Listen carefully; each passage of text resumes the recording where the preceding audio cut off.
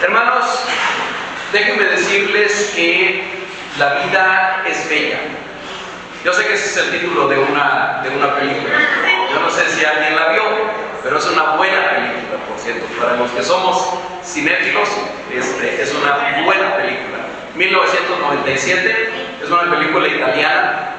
Creo que no hay muchas películas italianas así que resalten mucho, ¿no? Esta no es de Hollywood, es italiana y narra una historia, de esas historias agridulces, ¿verdad? Porque es una historia trágica realmente, pero en la cual podemos ver en medio de la tragedia que viven aquellas personas, podemos ver cómo la gracia de Dios se manifiesta también de una manera muy especial. Y hoy que es Día del Padre, bueno, especialmente esta película habla de un padre muy, muy especial.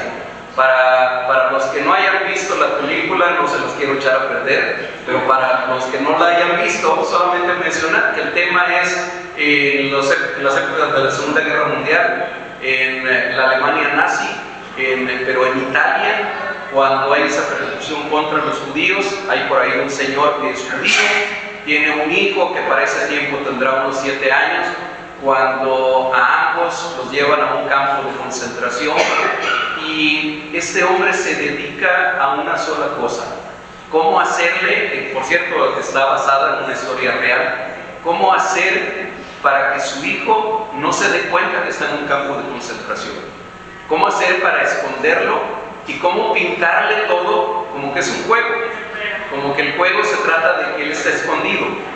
Y le dice que hay un premio muy importante al final, pero que tiene que aguantarse y tiene que no vayas a hacer ruido, porque entonces si no pierdes. Y cada vez que puede hablar con él, le da ánimo, se ríe con él, bromea con él. Y bueno, ya no les cuento el final, para que quienes no la hayan visto, les recomiendo que la vean. Es una buena película.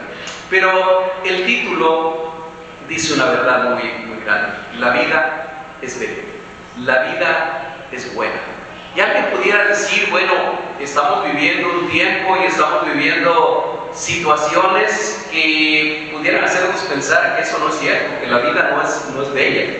Vemos tragedias, nos acabamos de enterar de la terrible tragedia que hubo en la India con ese avión que se desplomó simplemente y murieron ahí cientos de personas en un instante. Oímos hablar de nuevas guerras, como si ya no hubiera suficientes guerras en el mundo. Ahora sabemos que hay un conflicto entre Israel e Irán que nuevamente pone otra vez en peligro a lo mejor a toda la humanidad, y eso nos puede hacer pensar que en este siglo XXI que estamos viviendo, la vida no es tan bella. Pero yo por eso quisiera que nos regresáramos unos 20 siglos atrás y que fuéramos al siglo I, cuando el apóstol Pedro escribe esta segunda carta, de la cual leímos una pequeña porción hace un momento, en un tiempo en que había verdadera persecución en contra de la iglesia, en un tiempo en que nuestros hermanos de aquella época enfrentaban dos grandes conflictos, dos grandes persecuciones: una externa que venía de los judíos y después de los romanos, pero también un conflicto interno dentro de la misma iglesia que era provocado por la proliferación en aquel tiempo, en el siglo I, de falsos maestros. Ahora tendríamos que decir falsos pastores, falsos profetas, que tenían apariencia de piedad, pero que negaban la eficacia de ella, y que pretendían enseñar cosas que se apartaban totalmente de la enseñanza del Evangelio, pero que en medio de eso, en medio de esa situación tan especial que vivía la iglesia del siglo I, esa iglesia creció como no ha crecido la iglesia en ninguna otra generación. Se multiplicaron en medio de toda esa tragedia que vivían de una forma que no lo ha hecho la iglesia en el resto de su historia. La iglesia ha prevalecido, la iglesia va a seguir prevaleciendo, porque el Señor Jesucristo dijo que ni aún las puertas del infierno, ni aún las puertas de la muerte, del Hades, prevalecerían contra su iglesia. Por eso sabemos que va a seguir prevaleciendo. Pero este pasaje que acabamos de leer hace un momento nos hace un par de exhortaciones, nos hace alguna advertencia, pero también nos dice algo que nosotros tenemos que hacer como iglesia del siglo XXI. Déjenme decirles primero que esa segunda carta de Pedro es una carta cuyo énfasis principal está en advertir a los seguidores de Jesucristo sobre la proliferación de falsos profetas y falsos maestros entre ellos, en medio de ellos. Aborda los 3 capítulos de la carta, aborda varios temas importantes. Uno de esos temas que aborda es la segunda venida del Señor Jesucristo. No es el tema de la reflexión de hoy, solamente lo menciono porque en el capítulo 3, de los versículos 3 al 13, habla de la segunda venida de Cristo. Y es necesario eso tenerlo en cuenta para entender el contexto de lo que acabamos de leer hace un momento. De hecho, tomando en cuenta ese contexto, podemos entender los versículos 14 al 18 que acabamos de leer como una advertencia y una exhortación final en esta epístola. Fíjense que el versículo 14 comienza diciendo: por lo cual, debido a lo que les acabo de decir anteriormente, amados, estando en espera de estas cosas, se refiere a la segunda venida de Cristo, procurad con diligencia ser hallados por Él sin mancha e irreprensibles en paz. Allí hay una exhortación. Traten con diligencia, pongan diligencia en este asunto de ser hallados por Él, ser hallados por el Señor sin mancha e irreprensibles en paz. Ser diligentes implica tener una actitud responsable, organizada y comprometida, buscando siempre hacer las cosas bien y a tiempo. Esa es la definición de diccionario que yo encontré de ser diligentes. Ser diligentes implica tener una actitud responsable, organizada y comprometida, buscando siempre hacer las cosas bien y a tiempo. Desde luego que aquí la palabra no está hablando de la diligencia en un sentido administrativo o físico o de nuestra vida cotidiana. Está hablando de la diligencia en los aspectos espirituales. Y en los aspectos espirituales de nuestra vida, una y otra vez la palabra nos invita, nos anima, nos exhorta a que seamos diligentes, a que pongamos diligencia, que pongamos esfuerzo en esto que estamos haciendo. Después de estas palabras de exhortación y advertencia, el apóstol Pedro hace referencia al apóstol Pablo. No es tan común encontrar esto en las epístolas, pero bueno, aquí encontramos que él hace referencia al apóstol Pablo. Si ustedes van a la mitad del versículo 15, dice: como también nuestro amado hermano Pablo, según la sabiduría que le ha sido dada, os ha escrito casi en todas sus epístolas, hablando en ellas de estas cosas, entre las cuales hay algunas difíciles de entender, las cuales los indoctos e inconstantes tuercen, como también las otras escrituras, para su propia perdición. Así que Pedro aquí está haciendo una referencia a los escritos del apóstol Pablo, poniéndolos en el mismo nivel del resto de las escrituras, pero haciendo una advertencia también. Está diciendo: hay quienes no entienden bien, porque Pablo escribe algunas cosas que son medias complicadas de entender, y ellos entonces las tuercen, pero las tuercen, recordemos, por eso que está hablando de los falsos maestros, de los falsos profetas que se habían introducido en la iglesia. Dice, las tuercen igual que tuercen el resto de las escrituras, no nada más los escritos de Pablo, sino toda la escritura también la tuerce. Y dice: y esto para su propia perdición. Hermanos, todo eso va siendo una introducción, va siendo un contexto para la enseñanza que va a dar más adelante. Dice en el versículo 17: así que ustedes, oh amados, sabiéndolo de antemano, Es decir, sabiendo de antemano que hay quienes tuercen las Escrituras, que hay quienes dan falsas enseñanzas, sabiéndolo de antemano, guardaos, no sea que arrastrados por el error de los inicuos, caigáis de vuestra firmeza. Y hermanos, esta advertencia que hace el apóstol Pedro no solamente era para el siglo I, también es para el siglo XXI. No solamente era para la iglesia o las iglesias del Asia Menor a las que él les estaba escribiendo, es también para la iglesia de Jalapa, de Fuente de Vida, en el siglo XXI, el día de hoy. Esta advertencia de sabiéndolo de antemano, guárdense, o en otra forma de decirlo, cuídense, tengan cuidado, no sea que vayan a ser arrastrados por el error de los inicuos, y arrastrados por ese error de los inicuos caigan de su firmeza.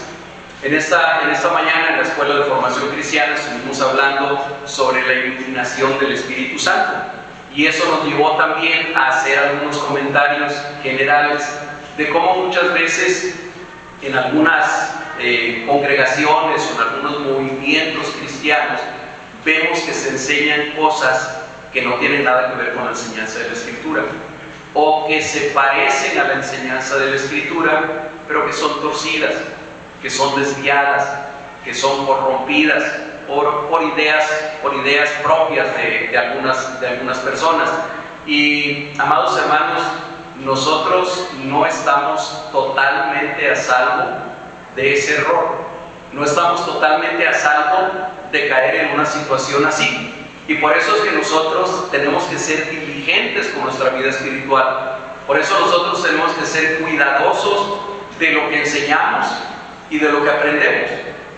Y aquí la palabra nos está haciendo esta advertencia: guardaos, es decir, tengan cuidado, no vaya a ser que siendo arrastrados por el error de los que se desvían, ustedes caigan de su firmeza, que caigan de la fe en la que están creyendo.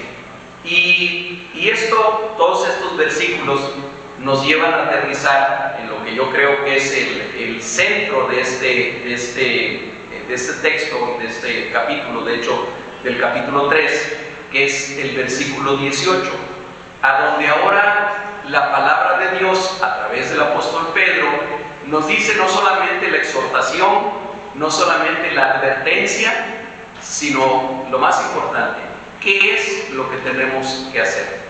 ¿Qué es lo que tenemos que hacer para no ser arrastrados por el error de los inicuos? ¿Qué es lo que tenemos que hacer para no caer de la firmeza en la que estamos en nuestra fe? Comienza el versículo 18 con un ahora bien. Es interesante porque esa antes bien o ahora bien. Gracias a Dios que tengo apuntador por ahí y que sé leer los labios también. Bien, ahora bien o antes bien es la misma expresión, pero es una palabra como de juntar lo que se estaba diciendo, y dice: estoy llegando a una conclusión. Ahora bien, antes bien, ya que les he dicho todo esto, sigue diciendo: creced en la gracia y en el conocimiento de nuestro Señor y Salvador Jesucristo. Ya que existe este peligro, ya que existen estos falsos maestros, ya que existe este peligro donde ustedes sean arrastrados por estas corrientes torcidas de pensamiento, por estas corrientes torcidas de falsas enseñanzas, ya que ustedes conocen eso, que han sido advertidos sobre eso, ahora viene qué es lo que nos exhorta la palabra que nosotros hagamos. Y miren, podemos resumirlo o sintetizarlo en una sola palabra: crezcan. Ese es el consejo que aquí nos da la palabra, y creo que es el central en este pasaje. Ahora lo que ustedes tienen que hacer es crezcan, no se queden chaparritos, no se queden chiquitos, no se detengan, no se queden pequeños espiritualmente. Antes bien, lo que tienen que hacer es crecer. Yo les he dicho en algunas otras ocasiones, y ese es un tema en el que obviamente vamos a estar insistiendo en los siguientes meses también, es que en la vida cristiana no existe aquello de que nos estabilizamos en la vida cristiana.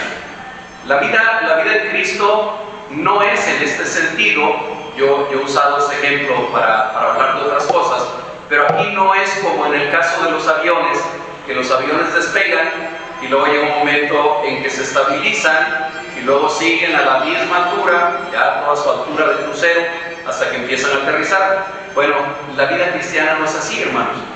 No es, sí despegamos, por supuesto, cuando nacemos de nuevo, cuando el Señor Jesucristo viene a nuestra vida, nosotros comenzamos un nuevo caminar, es un despegar en ese momento, pero hermanos, no podemos detenernos en ese despegar, no podemos estabilizarnos, no llegamos a un punto a donde decimos, hermanos, yo ya crecí lo que tenía que crecer, yo ya aprendí lo que tenía que aprender, yo ya tengo la madurez cristiana a la que tenía que llegar. Así que de aquí a que el Señor Jesucristo venga o me llame a su presencia, yo lo que tengo que hacer es mantenerme en el mismo nivel. Hermanos, eso no existe en la vida espiritual, no existe en la vida cristiana. Si tú crees que te has detenido en tu crecimiento espiritual, es que estás descendiendo, es que estás yendo para abajo. No hay forma de detenernos, no hay forma de llegar a un punto de estabilidad. ¿Y saben por qué? Porque la palabra de Dios dice también en otra parte que nosotros tenemos que buscar llegar a la altura, a la estatura del varón perfecto, a Cristo Jesús. Esa es nuestra meta, ese es nuestro modelo. Eso es a donde nosotros debemos de llegar, a donde Dios quiere que nosotros lleguemos. Y entonces yo te invitaría a que tú te preguntes en este momento qué tan parecido eres a Jesucristo, qué tanto estás a la altura del varón perfecto, a esa altura de Cristo Jesús, o qué tan lejos estás de eso. Si tú tienes que aceptar como yo que estoy muy lejos de ese punto, que estoy muy lejos de llegar a esa estatura de Cristo Jesús, entonces tengo que llegar a la conclusión de que tengo que seguir creciendo, de que Dios quiere que yo siga creciendo en mi vida espiritual. Ahora, si tú dices, ya llegué y yo estoy a la estatura de Jesucristo, entonces creo que la situación es más grave todavía, ¿verdad? Pues creo que estás mal, creo que estás equivocado, totalmente seguro, porque ¿cuándo vamos a llegar a esa altura?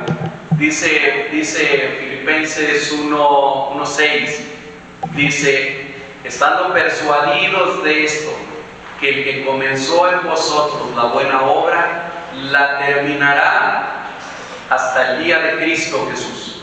Y no hemos llegado al día de Cristo Jesús. Por lo tanto, el Señor que inició en nosotros la buena obra, no la ha terminado, no ha terminado de perfeccionarla, como dice ahí en Filipenses.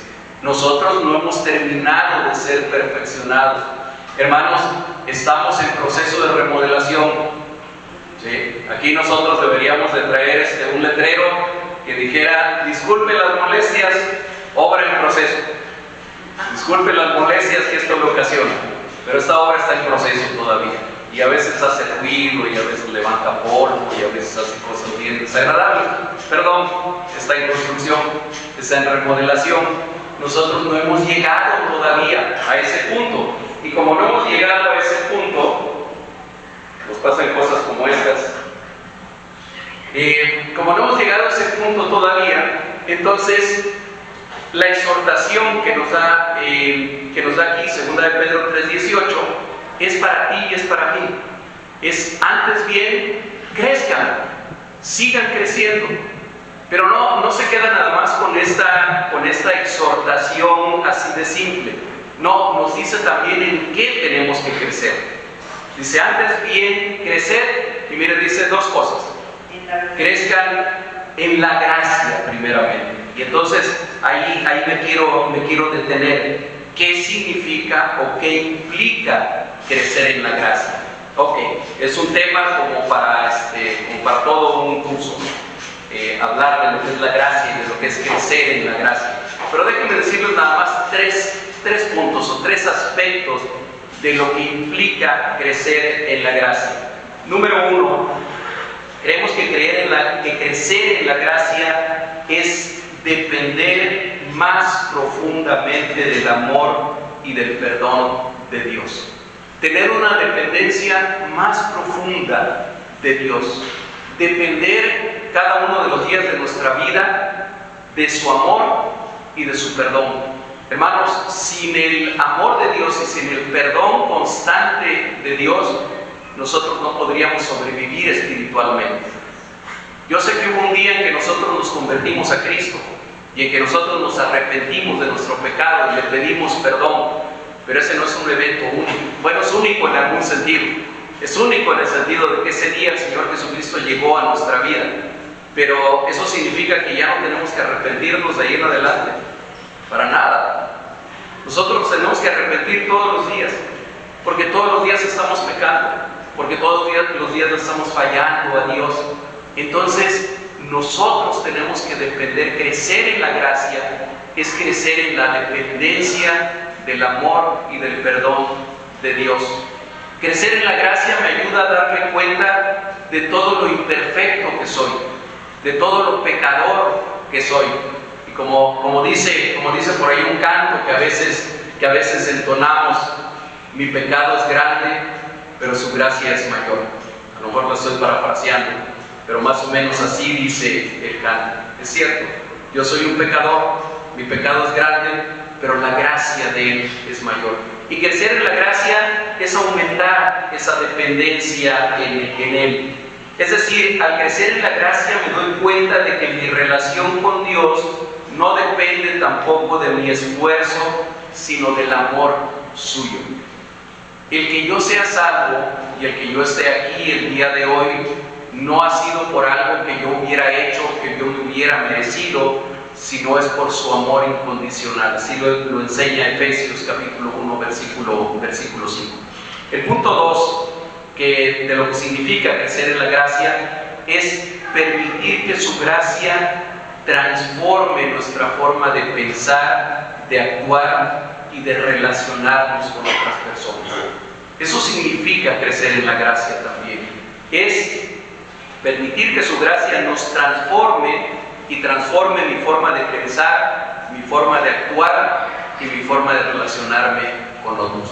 ¿Quieren buscar por favor ahí en sus Biblias en la carta del apóstol San Pablo a Tito, capítulo 2, y vamos a leer juntos los versículos 11 y 12. Tito 2, versículos 11 y 12.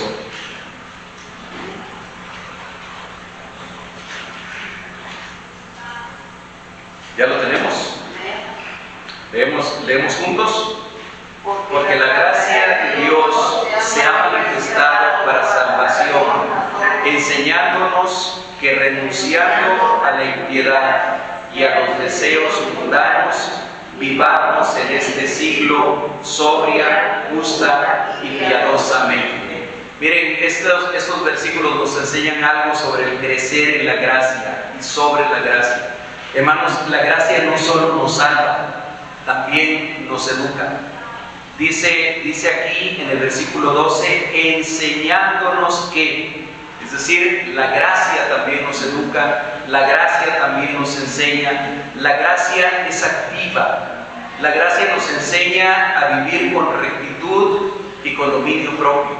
Eso es de lo que le está hablando aquí, de lo que le está escribiendo Pablo a su discípulo Tito.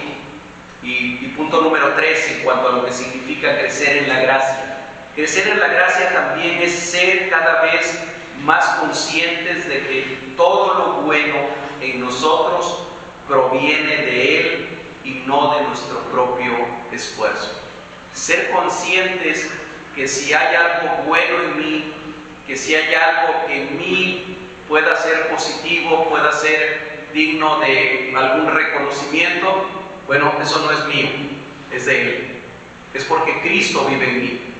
Y es que realmente nuestra vida o nuestro crecimiento cristiano no se trata tanto de lo bueno que nosotros hacemos o del esfuerzo que nosotros ponemos, sino de cómo Cristo está viviendo su vida en mí. De qué tanto estoy permitiendo que pueda yo llegar el momento en que diga como el apóstol Pablo: no vivo yo, mas Cristo vive en mí. No soy yo, es el Cristo que vive en mí. Yo sé que habría mucho más que hablar de crecer en la gracia, pero quiero quedarme con esos 3 puntos únicamente. Sigue diciendo ahí en segunda de Pedro 3:18, antes bien creced en la gracia y en el conocimiento de nuestro Señor Jesucristo. Y aquí tenemos que tener algún cuidado, tenemos que tener alguna precaución. Yo sé que este versículo, particularmente 2 de Pedro 3:18, a veces lo usamos o lo hemos usado incluso como lema de la Escuela de Formación Cristiana, porque habla de crecer en el conocimiento del Señor Jesucristo, pensando que habla del conocimiento intelectual o del conocimiento que nosotros vamos adquiriendo sobre Jesucristo. Por eso es que en la Escritura, cuando vamos a la Escritura, las palabras aún pequeñas son importantes. Permítanme explicarles por qué digo esto. Fíjese que no dice aquí el texto que crezcamos en el conocimiento sobre el Señor Jesucristo o acerca del Señor Jesucristo, sino que crezcamos en el conocimiento de el Señor Jesucristo. Aparentemente suena igual, aparentemente es lo mismo, pero incluso cuando uno va un poquito al griego, vamos a encontrar que hay 2 preposiciones diferentes totalmente. Una que se refiere a de, en el sentido de sobre o acerca de, y otra que es to, y que es la que se usa aquí en el texto, y que es el conocimiento no sobre algo, sino el conocimiento de algo. Permítame explicarlo un poquito más con un ejemplo. Hay una tremenda diferencia entre que yo conozca. ¿Ustedes han oído hablar de Timothy Keller? Es un escritor cristiano, presbiteriano, por cierto. También va al comercial, les recomiendo que lo lean. Hay muy buenos libros de Timothy Keller. Es uno de mis autores cristianos favoritos. Pero hay una tremenda diferencia. Si yo leo la biografía de Timothy Keller, que yo sepa no hay ninguna biografía de él, pero suponiendo que algún día la haya, si yo leo una biografía de él, y si me aviento todos sus libros y leo todos sus libros, a lo mejor voy a llegar a conocer mucho acerca de Timothy Keller. Voy a llegar a conocer mucho acerca de o sobre el autor, pero les aseguro que no voy a conocer a Timothy Keller como lo conoce su esposa, o como lo conocen sus hijos, o como lo conocen sus nietos. Con toda seguridad podré saber mucho acerca de él, pero no lo voy a conocer a él, a no ser que algún día nos conozcamos y nos hagamos amigos, ¿verdad? Lo cual es altamente improbable. Pero entonces hay una tremenda diferencia entre conocer acerca de y conocer a alguien o conocer de alguien. Espero explicarme correctamente, porque para mí esto es importantísimo que nosotros lo tengamos claro. Así que el conocimiento en el que se nos anima a crecer en este versículo no es el intelectual, sino el vivencial. Y no quiero desdeñar lo importante que sea conocer acerca de Jesucristo, que sepamos todo lo relacionado con su nacimiento, con sus enseñanzas, con su vida, con su muerte sobre todo, con su muerte vicaria en la cruz. Pero hermanos, alguien puede hacerse experto en el Jesús histórico. De hecho, hay escritores que son expertos en el Jesús histórico y que discuten un montonal de cosas relacionadas con su vida. Jesús es un personaje histórico, pero alguien puede conocer mucho y ser un erudito en la vida de Jesús y no conocer a Jesús. Puede no conocer Entonces, la palabra aquí a lo que nos está animando no es precisamente al conocimiento intelectual, sino al conocimiento vivencial del Señor Jesucristo. ¿Y saben por qué, hermanos?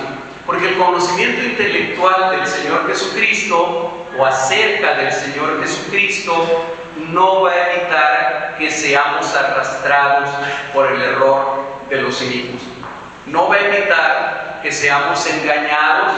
Alguien nos puede presentar incluso a un Jesús muy atractivo, un Jesús muy moderno, a un Jesús muy compatible con la época en la que estamos viviendo nosotros, pero que no sea el Jesús de los evangelios, del conocimiento que está hablando aquí la Escritura y en el que nos anima a crecer. En ese conocimiento que se desarrolla cuando nosotros convivimos todos los días con una persona, cuando nosotros caminamos con una persona, cuando nosotros sufrimos con una persona. Es un conocimiento del que está hablando aquí la Escritura, que está basado en la obediencia, que está basado en el seguimiento, que está basado en el conocimiento personal de Él, ese conocimiento que brota de tener una intimidad con una persona. Hermanos, mi esposa y yo llevamos 47 años de casados. Perdón que la mencione, yo sé que luego no le gusta. Pero llevamos 47 años de casados. Y a lo mejor si ustedes le preguntan a mi esposa si ya me conoce total y completamente, a lo mejor ya va a decir lo que no. No, la verdad es que hemos pasado la mayor parte de nuestra vida viviendo juntos. ¿Sí? He vivido ya casi el doble de tiempo con ella de lo que viví sin ella. Y sin embargo no terminamos todavía de conocernos. Pero sí les puedo decirle que la conozco mucho mejor que hace 47 años. Mucho mejor. Y que ella me conoce mucho mejor que hace 47 años. ¿Por qué hemos caminado 47 años juntos? Bueno, tenemos que caminar de una manera íntima, de una manera cercana, personal, con el Señor Jesucristo. Y todavía a lo mejor ustedes nos pueden preguntar, ok, ¿cómo le hago? ¿Cómo le hago para hacer eso? Creo que se podría resumir, no quiero ser simplista, pero se podría resumir en una palabra: obediencia. No solamente escucharlo, sino obedecerlo, sino hacer el propósito en nuestro corazón de obedecerlo. Cuésteme lo que me cueste lo que cueste. A lo mejor en esa decisión de obedecerlo va implícito un sufrimiento, a lo mejor hasta emocional de parte mía, porque de repente voy a tener que ir en contra de lo que dice mi propia carne o de lo que dice mi propio pensamiento. A veces voy a tener que amar a alguien a quien no tengo ganas de amar, a alguien a quien yo no considero que sea merecedor de que yo lo ame, y lo voy a tener que amar. A veces voy a tener que perdonar a quienes yo no tengo ganas de perdonar y que también pienso que no son merecedores de mi perdón. Caminar con Jesucristo, conocer íntimamente a Jesucristo, tiene que ver con la obediencia. Desde luego que tiene que ver con el conocer sus pensamientos, sus enseñanzas, lo que Él dice, pero no es un conocimiento intelectual, insisto, es un conocimiento vivencial. Voy terminando, hermanos, y volviendo un poco a la reflexión del inicio.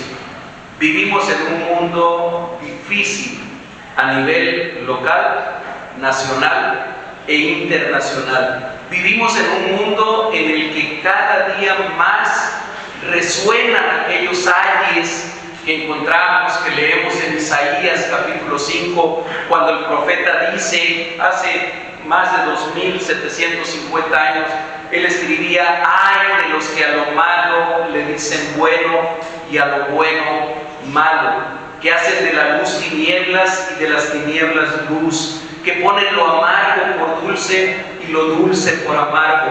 Ay de los sabios a sus propios ojos y de los que son prudentes delante de sí mismos. Vivimos en un tiempo que cada vez más se parece a lo que Isaías escribía hace mucho más de 2500 años. Cada vez hay más personas, cada vez hay más corrientes que a lo bueno le dicen malo y a lo malo le dicen bueno. Yo participo muy poco en las redes sociales, casi no me gusta. Tengo una cuenta de Facebook, pero pocas veces comento algo. No soy dado al debate, no es una parte que a mí me guste mucho, pero de repente hago un comentario por ahí en las redes sociales. Y hace poquito me encontré por ahí que alguien había posteado, y por lo tanto lo había recibido, algo de una revista que se llama Bebé Mundo. Y es una revista y creo que es un sitio. En algún momento a mí el tema de niñez siempre me ha interesado. Yo creo que en algún momento por ahí me metí en algo de esta página, pero traía una imagen por ahí con una bandera de estas tipo arcoíris y hacía alguna referencia a los bebés desde esa perspectiva de la ideología de género. Y entonces se me ocurrió poner ahí en los comentarios que era de las cosas más perversas que había yo visto en la red. Así, un comentario muy breve.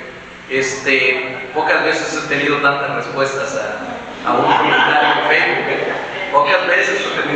Pocas veces he sido tan popular de haber recibido más de 3 o 4 respuestas, pero en ellas me dicen cosas que yo no puedo repetir aquí, que yo no puedo decirles.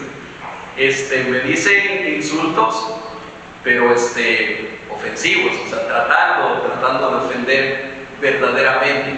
¿Por qué lo traigo ahorita a colación? Porque me acordé, no lo tenía ni siquiera pensado comentar, porque tiene que ver con esto de lo que estamos hablando ahorita.